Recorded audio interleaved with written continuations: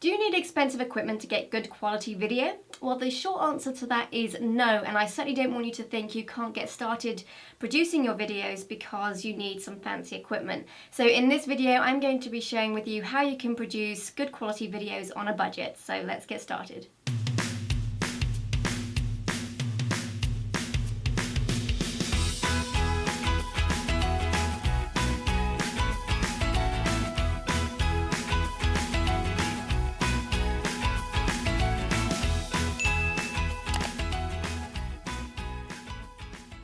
So the first piece of equipment is the camera, because I think the expectation is that in order to have a good quality image you need a DSLR and you need the lens which can help give that blurry background look and all that kind of thing. And it is true that obviously if you can afford a DSLR and to do that kind of thing, you will get a better image. But you can get a really good image with just your phone, and it's a lot less technical. It's a lot easier just to whip out your phone and to actually push the record button. So just to give you an idea, I just used my phone when I recorded my first course. I didn't use a DSLR, I didn't have one that did video, and it came out well. I didn't need all the fancy gear, if you like. So that's come later.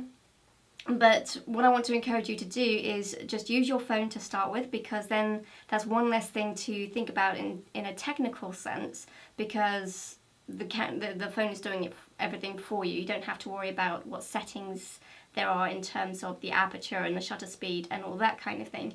That's all taken care of. It's going to just shoot the video for you, and you can go from there. It gives you a little bit more opportunity to focus on some of the other aspects of production, so that you don't feel too overwhelmed with a lot of things going on in terms of having a fancy camera that you have no idea how to use. The other thing I want you to think about is lighting, because actually lighting makes a bigger difference to the quality of your image than the camera does, because you can have a good quality camera and poor lighting and your image will look bad. And if you have a normal camera, maybe you're using your phone or something like that, but you have really good lighting, it can look really professionally shot image on your phone. So the lighting is key to getting a good image, in fact. So I want you to think, if you are on a really tight budget, then you could use natural light if you are able to shoot during the day when natural light is available.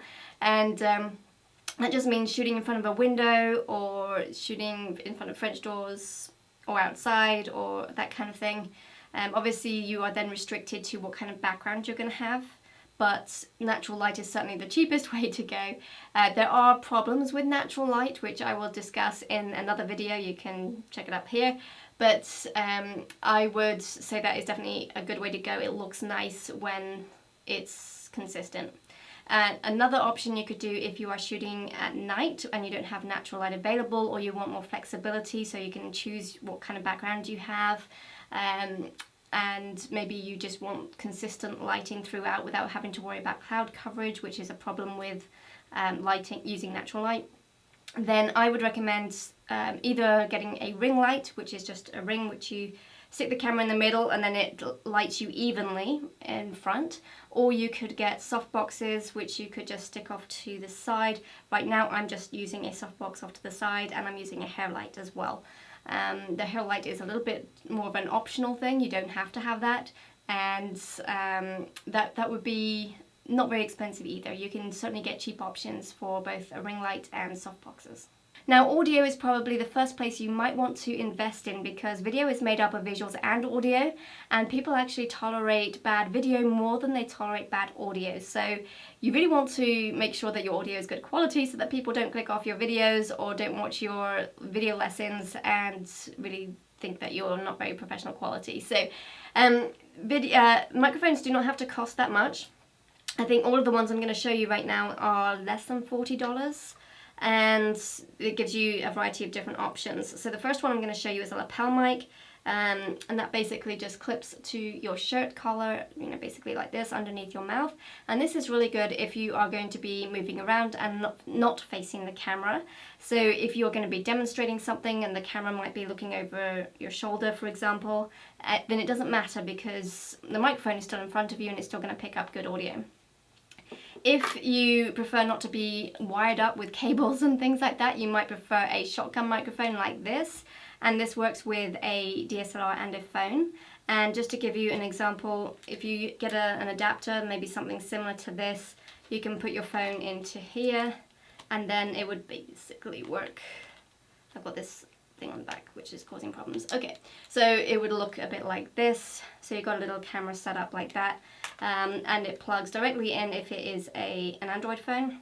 If it is a iPhone, like the one I have, you have to use an adapter and just plug it in that way, and you have your setup like that.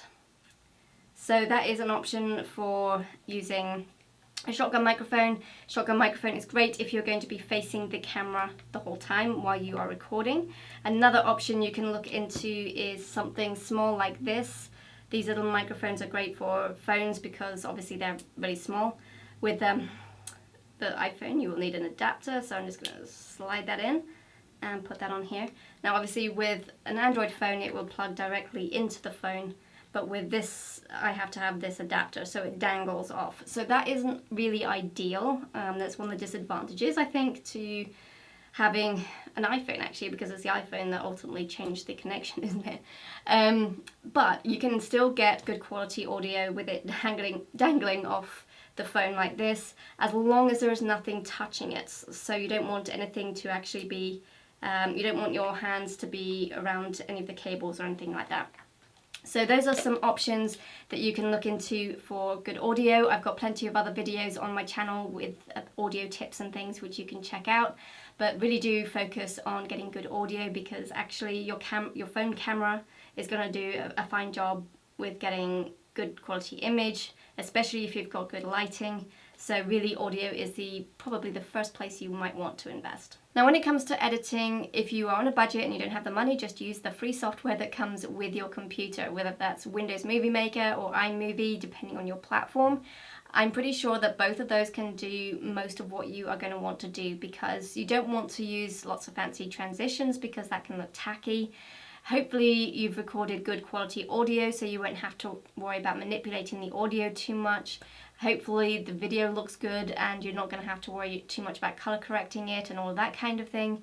So hopefully all you have to do is import your video and chop it up so that it's concise, and then export it. And if you're just using the basic cuts as transitions, then you really don't need to have a whole lot else. Now it's nice to have a lot of the extras, especially as you improve, but to get started, again, you don't want too much technical overwhelm.